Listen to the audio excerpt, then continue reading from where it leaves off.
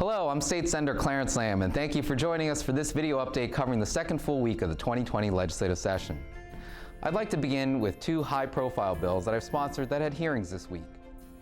The first bill, SB 10, is intended to ensure better accountability in the event of a vacancy in the seat of a state delegate or senator.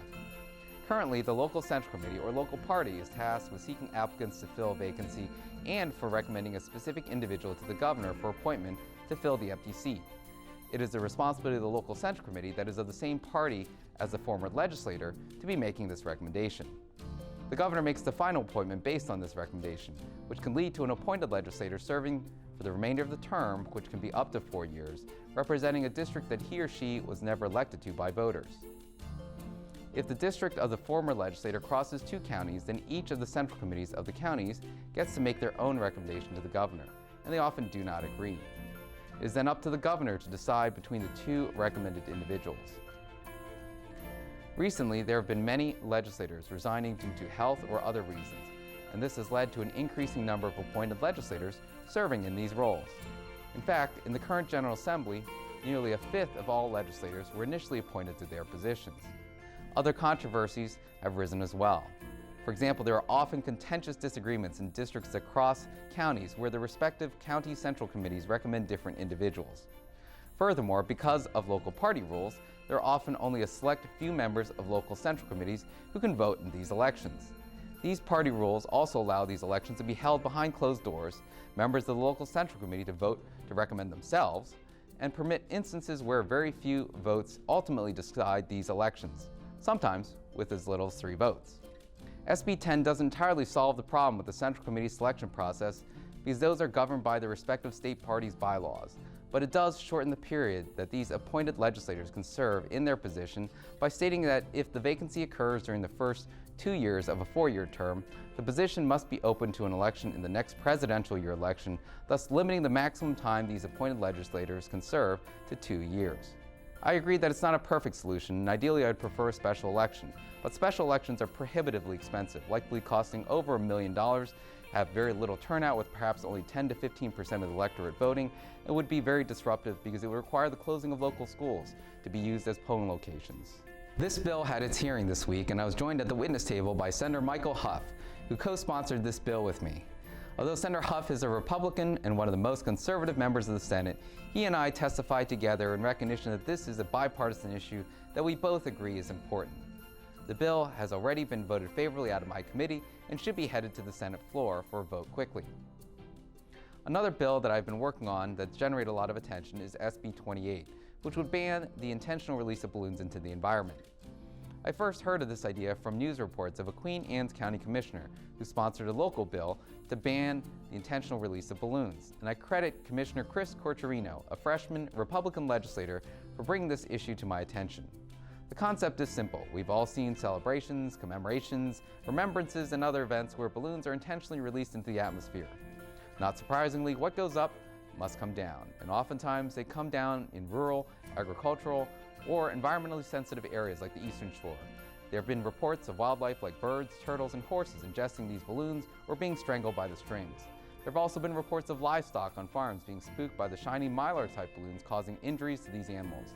It's even a threat to public infrastructure because sometimes these balloons become entangled in electrical lines, causing shorts.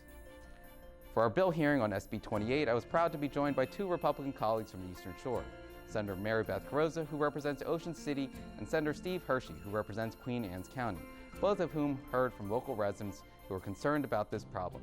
The bill had no opposition at its hearing, and we're hopeful that this common-sense prohibition on the intentional littering of balloons will pass favorably soon. I also want to highlight an important bill that's making its way through the House of Delegates. HB 1 had its hearing in the House Appropriations Committee this week, which calls for an additional $2 billion in state funding to support local school construction and renovation. This bill has bipartisan support with testimony from Baltimore County Executive Johnny Olszewski, Howard County Executive Calvin Ball, as well as the county executives from Montgomery, Prince George's, Anne Arundel, Frederick, and Harford counties. This is also a priority bill for me because we need these funds to help build a new high school in Lansdowne, which is desperately needed and a top priority for Baltimore County. In local news, the Howard County delegation passed several local bills that I sponsored.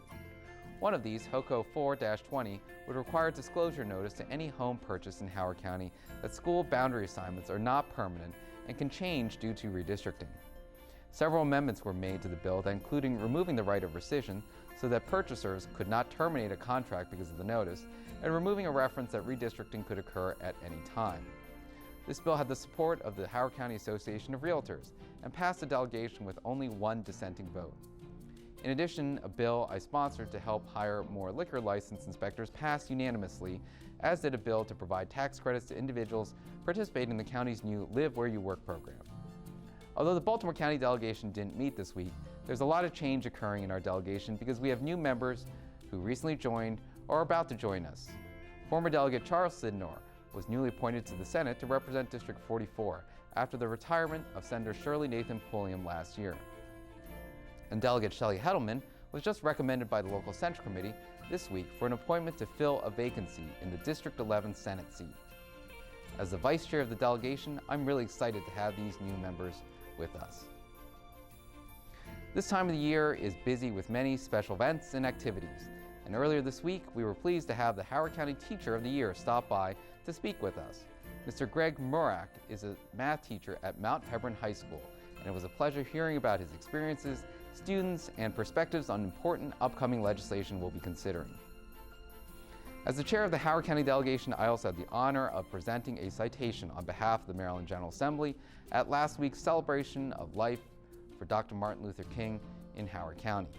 And finally, I've also been crisscrossing the state this week, attending many Lunar New Year celebrations at the request of local Asian American groups and their communities. To those who celebrate this occasion, I'd like to wish all of you a happy Lunar New Year, and I hope you have a wonderful Year of the Rat. And that's a wrap for this week's video update covering Week 2 of the 2020 legislative session. If you enjoyed this video, I hope you'll like our Facebook page to receive timely updates throughout the week, or subscribe to our YouTube channel to be notified when a new weekly video is released. Thanks for watching, and hope you'll check back next week.